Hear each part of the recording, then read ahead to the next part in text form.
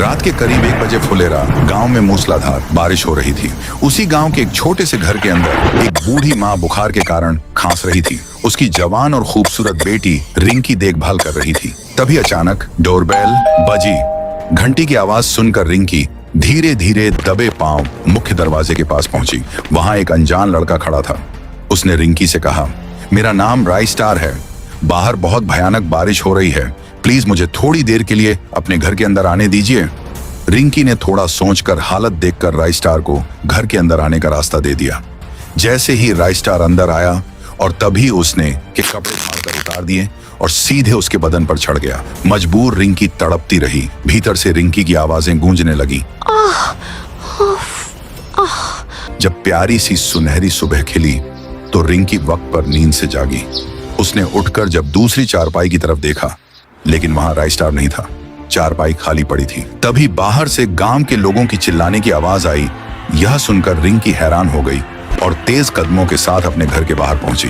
बाहर गांव के लोग इकट्ठा थे और तभी सामने से चमचमाती महंगी गाड़ियों का एक बहुत बड़ा काफिला आकर रुका। फटे कपड़ों में कांपने वाला राइस्टार था और वो ब्रांडेड कोट पैंट में था। राइस्टार ने मुस्कुराते हुए रिंकी से कहा, अरे रिंकी जी, पहचानिए, मैं वही कल रात वाला राइस्टार हूँ। मुझे आपको एक छोटा सा गिफ्ट देना है। ये कहते ही राइस्टार ने लाखों रुपए कैश निकालकर सीधे रिंकी के हाथों में थमा दिया। रिंकी को समझ में नहीं आ रहा था कि यह कोई सपना है या हकीकत। वहां भीड़ के अंदर एक लड़के ने दूसरे लड़के के कान में धीरे से कहा, अरे देख रहे हो ना विनोद, ये जो कोट पेंट वाला ससुरा काल रात को भीगी बिल्ली बन के आया था ना, आज सीधे करोड़पति बन के प्रकट हो गई। वो तू अपनी खोपड़िया का इस्तेमाल कर। ये ससुरा रात भर रिंकी के घरे में रुका था, अब सुबह होते ही सीधे पैसों की गड्डी लुटा रहा है। दाल में कुछ काला नहीं बल्कि पूरी दाल ही करिया है। अरे चुप रहो बे मुन्ना, काहे बिना बात के रायता फैला रहे हो बे।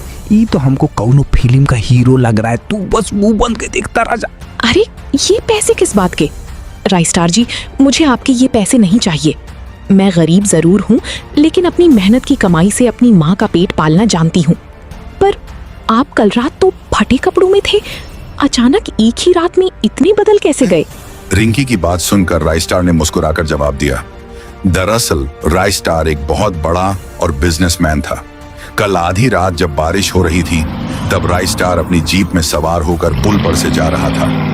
तभी अचानक एक गाड़ी ने जीप को ठोक दिया और फिर उसके वजह से जीप सीधे पुल के नीचे उफनते हुए नीचे जा गिरी। लेकिन राइस्टार ने हिम्मत नहीं हारी। अगर आपको पूरा वीडियो देखना है तो नीचे दिए गए रिलेटेड वीडियो पे क्लिक करके देख सकते हैं।